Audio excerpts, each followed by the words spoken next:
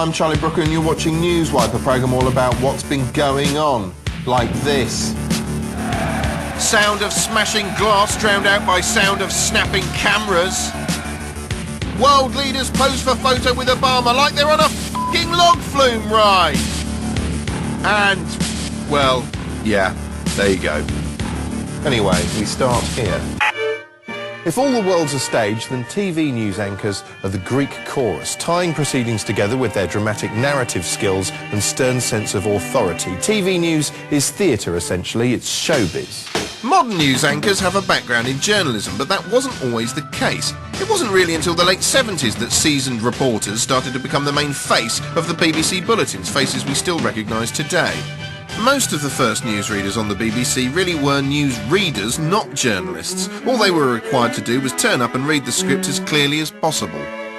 Thing is, they didn't really need to be anything more than lucid diction fact-checking machines, because all they were doing essentially was queuing up short pieces of film. They never had to throw live to a reporter in the field or interview a politician on air.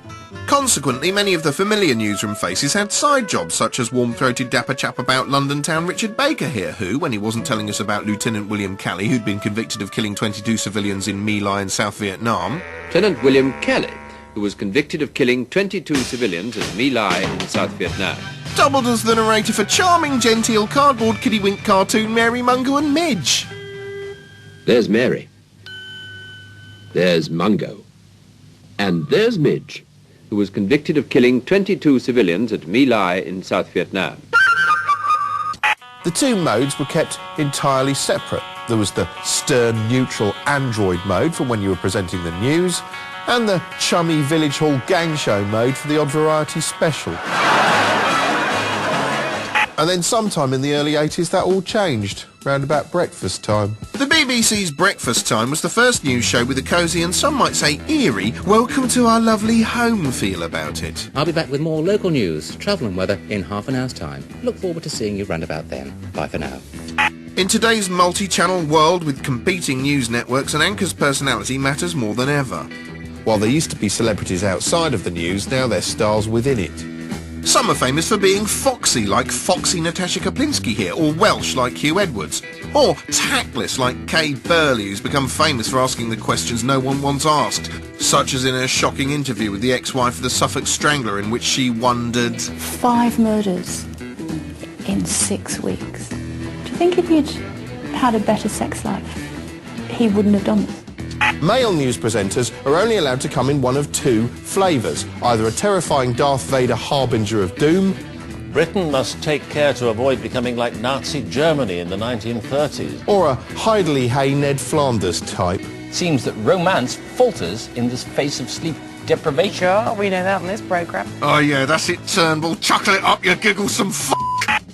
Female newsreaders, meanwhile, are mainly required to be young and attractive, especially if they're presenting as part of a duo. Then it seems the pair of them should vaguely resemble an ambitious pouting intern and her well-groomed sugar daddy. Although sometimes they come across as somewhat dysfunctional couples. More pictures coming in today showing even more dramatic lava flows coming from the ground. Flowing from the ground, the sun so helpfully pointed out, as opposed to somewhere else. The weather. Here's Liam. Hello. Whenever I watch ITV Lunchtime News with Alistair Stewart and Katie Derham, I feel like I've been called into their office for some sort of bollocking. Good afternoon, welcome to Thursday's Lunchtime News. From the centre of government to the social worker on the front line, there was a strong and clear message to everyone involved in protecting children in England. Get on with it. What have I done? Still, the faces of British news may be stern, but at least they're sane. It's a different kettle of fish across the pond. We all know American news folk are better looking than ours. CBS News' Katie Couric's got so much MILF appeal, even the cameraman can't help zooming in for a closer look. They're also big characters, and with big characters comes big ego, and with big ego comes big squabble. Take this astonishing showdown between 2 elder newsmen. So what do you want now? Well, if I have to teach you how to be a reporter, Ollie, I'll do that later. Oh, why don't you do that later, Jim? I think the lady expressed herself, and you're not here, you're there. Is there any question you'd like me to ask her? No, I'll give you lessons on how to become a reporter later I'll on. give you some lessons on how to be an editor, because I was your boss once. Yeah, you were, and are no longer. How did that happen? American cable news is where the biggest characters of all reside. Take silver-haired Captain Serious Keith Olbermann here, the portentous liberal showman of MSNBC. He's got an absurd sense of drama which made watching his show during the Bush era a bit like seeing a warm-hearted but angry suburban dad shout over the fence at the bloke next door who just happened to be president. You're a fascist. Get them to print you a t-shirt with fascist on it. Still, in terms of raw drama, the fair and balanced newsmen of dystopian future sci-fi satirical shouty porn sledgehammer channel Fox News win out every time. Fox generally leans more to the right than a man who's just had his right leg blown off, and now Obama's in the White House, their commentators are getting to play the underdog at last. If you believe this country is great, but nobody is fighting for you, let me tell you something. You don't need any guns for this revolution. You just need to stand up and find your voice. Come on, follow me. Although it's a curious kind of underdoggery where they complain about liberal bias in the media one moment and then brag about their cable dominance the next. Now, to a dumb foreigner like me, all the Fox anchors look like characters in some 80s frat house comedy. Oh, wait, dear. For instance, Sean Hannity here would be cast as the uptight jock bully. Witness his cold ink-dot eyes, which could have been surgically transplanted from a particularly characterless dormouse, and his whiny, peevish demeanour. We can't say enemy combatant. We can't say terrorist. We'll get to those things in a second. Now we're not going to use the term illegal immigrant? The disapproving high school principal would have to be Bill O'Reilly, moralising about permissive society one minute. The Woodstock generation thought it was cool to get stoned. And chortling about lady bumps the next. Their pitch is beach-friendly, if you know what I mean, and we believe they are patriots. When there's no tits to dribble over, Bill kills time by boasting about his ratings. Judging from our enormous ratings, I think we've been successful in doing that. Or plugging his myriad books. I do want to thank you all for keeping Bold fresh on the bestseller list for more than 6 months. Or simply sitting there pulling a face like a tortoise that's learned to enjoy the stink of its own farts. But his primary characteristic is anger. Bill gets wound up by virtually anything to the left of Mussolini, hectoring and yowling like a wolf that's got his nuts caught on a coat hanger. See, I'm more angry about it than you are. So what about George Bush? What about George Bush? You had nothing to do with it. Although he's clearly not quite as furious as he used to be around 20 years ago when he was presenting a show called Inside Edition, which has become famous thanks to this notoriously unhinged outtake. Yeah, I can't read it. There's no words on it. Okay. Sure. There's no words there. To play us out. What does that mean? To play us out? Sting is going to do. It's a video. Sting video. What is... For credits. I don't know what that means, to play us out. What does that mean? To end the show? Yeah. All right, go. In 5, 4, 3. That's tomorrow, and that is it. In 5, He's gonna blow. 4, 3. He looks psychotic. That's tomorrow, and that is it for us today. And we will leave you with a... I can't do it. God, he needs a... We'll do it live. This guy needs a goddamn blowjob. No. We'll do it live. Fuck it. Do it live. I'll write it and we'll do it live. Fucking thing sucks. In 5, 4, 3. That's tomorrow, and that is it for us today. I'm Bill O'Reilly. Thanks again for watching. We'll leave you with Sting and a cut off his new album. Take it away. That was fantastic, Bill. Real professionalism, real comfortable viewing, really warm, really connecting with the viewer there. Still, if you think Bill O'Reilly's outrageous, you haven't seen anything yet.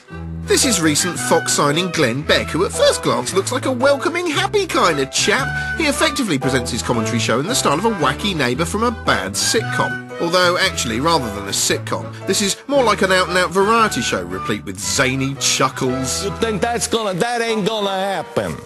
Table-thumping conservative rhetoric. I think this makes a good case to shoot people on the battlefield.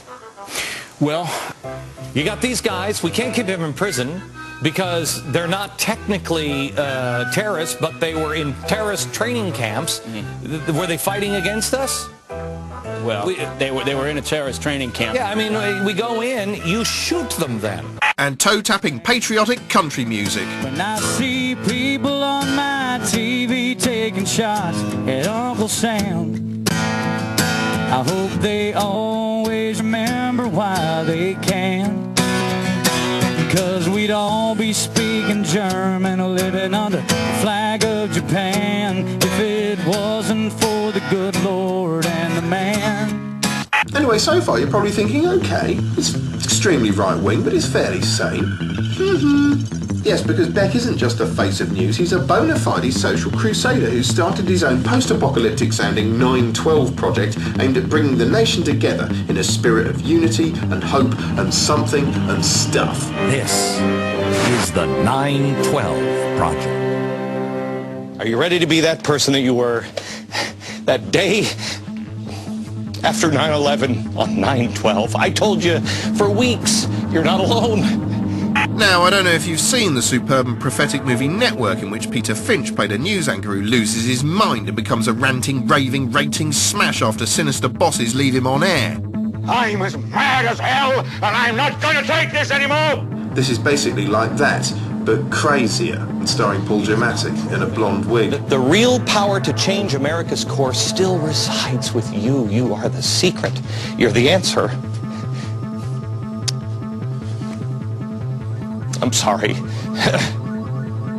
I just love my country, and I fear for it.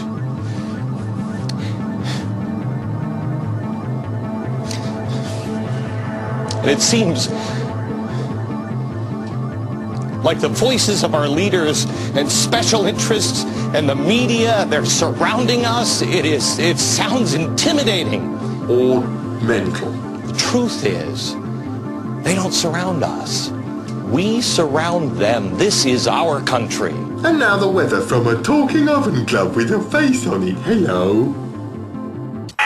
And now here's our special verse correspondent, Tim Key, with a little poem about Gordon Brown and Barack Obama. Which one's the glass one? Obama said. Huh?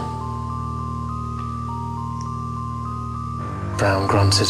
Doesn't sound like Brown. This was all in the Oval Office. You probably know that that's in America. Which eye's made of glass, man? This. Obama reached a finger into Brown's eye. His nail tapped the glass orb twice. Tappity-tap. There was a sort of a magical sound. Obama smiled. Brown blinked. You've turned it into a real eye, said Brown. Guilty, conceded Obama. You clever swine, says Brown. It's what I do, Obama. I'll take care of all the economic stuff. Brown. Swell, Obama. We'll be bloody unstoppable. Brown. So on.